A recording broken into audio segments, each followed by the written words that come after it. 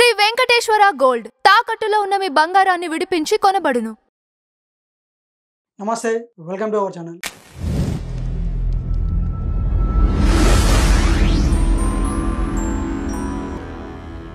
నేను మీ వినోద్. ఈరోజు వచ్చేసి మన ముందు బహుముఖ ప్రజ్ఞాశాలి స్పిరిచువల్ మెంటర్ కర్ణమ్మ గారు ఉన్నారు. ఆవిడతో మనం మాట్లాడదాం. నమస్తే అమ్మ. నమస్తే అమ్మ, ఎప్పటి నుంచో అంటూ ఉంటారు, అంటే ఎవరైతే పుడతారో పుట్టి చనిపోయిన వాళ్ళు మళ్ళీ బ్రతుకుతారు అనేసి అంటూ ఉంటారు. సో అది నిజమేనా ఏంటి?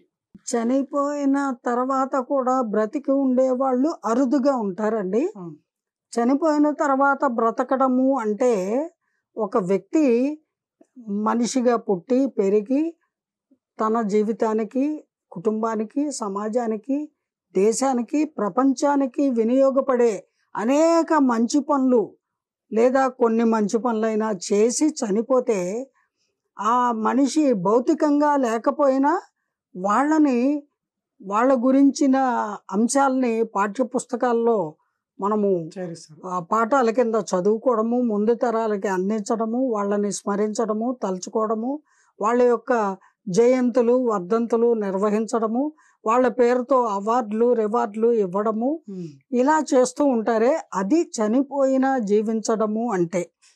అంటే అంత అత్యున్నతమైనటువంటి సేవలు వాళ్ళు సమాజానికి లేదా దేశానికి అందించినటువంటి మహానుభావులు. వాళ్ళని చనిపోయిన తర్వాత కూడా వాళ్ళు బతుకున్నట్టే లెక్క. ఎందుకంటే వాళ్ళు వందల ఏళ్ళు గడిచినా వాళ్ళని మనం తలుచుకుంటున్నాము. వాళ్ళు చూపిన ఆదర్శ బాటలో నడవడానికి ప్రయత్నిస్తాము అనేటువంటి సదుద్దేశంతో వాళ్ళని తలుచుకోవడానికి వీలుగా వాళ్ళ చరిత్రల్ని పాఠ్యపుస్తకాల్లో పాఠాల కింద లిఖించడం జరుగుతోంది. సర్దార్ వల్లభాయ్ పటేల్ లేదా లాల్ బహదూర్ శాస్త్రి లేదా మహాత్మా గాంధీ లేదా డాక్టర్ బిఆర్ అంబేద్కర్ గారు, అలాగే మనకు రైలు మార్గాన్ని కనిపెట్టిన వాళ్ళు, టెలిఫోన్ని కనిపెట్టిన వాళ్ళు, సముద్ర మార్గాన్ని కనిపెట్టిన వాస్కో డి గామా, ఇలాంటి వాళ్ళ పేర్లు మనం ఎందుకు తలుచుకుంటున్నాము? వాళ్ళు అవన్నీ ఆ రోజుల్లో కష్టపడి ఆ మార్గాలు మనకి సుగమం చేశారు కాబట్టి ఈ రోజున మనం షిప్పుల్లో వెళ్తున్నాం, మెరైన్ ఇంజనీర్లుగా చదువుకొని అండర్ వాటర్ ట్రావెల్ చేస్తున్నాము, ఆకాశంలో ప్రయాణం చేస్తున్నాము, భూమి మీద రకరకాలుగా ప్రయాణం చేస్తున్నాము, అనేక రకాల వెహికల్స్లో తిరుగుతున్నాము. We're enjoying comfortable luxuries life. అంటే దాని వెనకాల అనేక మంది జ్ఞానులు వాళ్ళ యొక్క తెలివితేటలు, వాళ్ళ మేధస్సుని మనకు ఈ రూపంలో అందించబట్టి కదా. అంటే చనిపోయిన తర్వాత కూడా జీవించడము అంటే అది. అంతేగాని వాళ్ళతో పాటే గాంధీ గారితో పాటు గాడ్సేని కూడా తలుచుకుంటారు, అలాగే ఇందిరాగాంధీని చంపేసిన వాళ్ళని కూడా తలుచుకుంటారు, అలాగే కొంతమంది నీచ నికృష్టుల్ని కూడా తలుచుకుంటారు.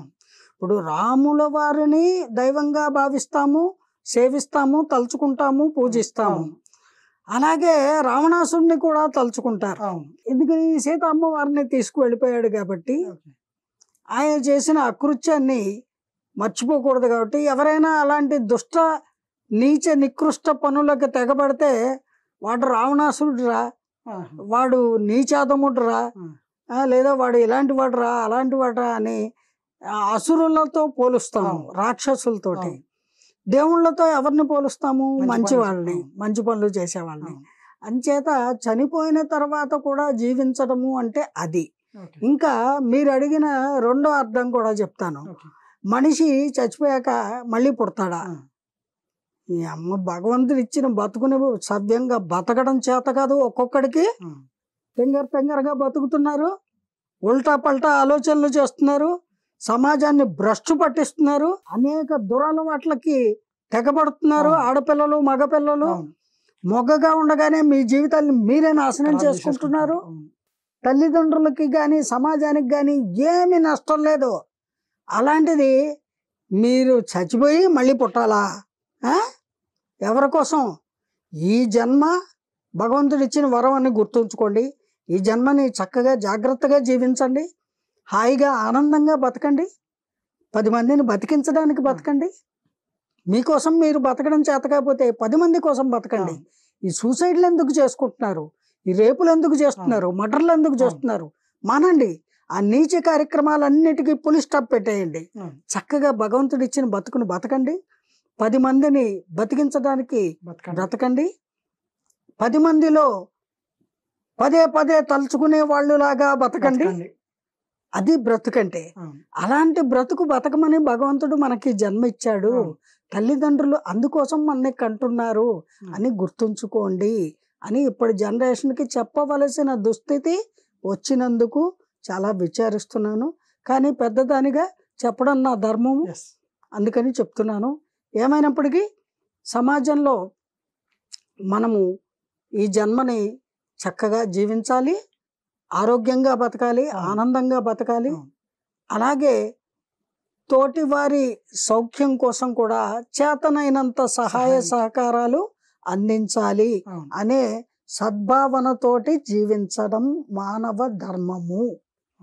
మళ్ళీ చచ్చిపోయాక మనం పుడతామా అనేది తర్వాత సంగతి. ముందు ఈ జన్మని మాత్రం సాఫీగా ప్రశాంతంగా జీవించండి. సమస్యల్లో కోరి తెచ్చుకోకండి, మీకుగా మీరు వెళ్ళి ఇరుక్కోకండి. ఆ సమస్యలు మీ మీదకు వచ్చి పడితే వాటిని శాంతియుతంగా, సామరస్యంగా, ప్రశాంతంగా ఎలాగ పరిష్కరించుకోవాలి అనే దిశగా ప్రయత్నం చేయండి. అంతేగాని మీరే సమస్యగా పరిణమించకండి. జై గురుదేవ. జై గురుదేవ. థ్యాంక్ యూ అమ్మా.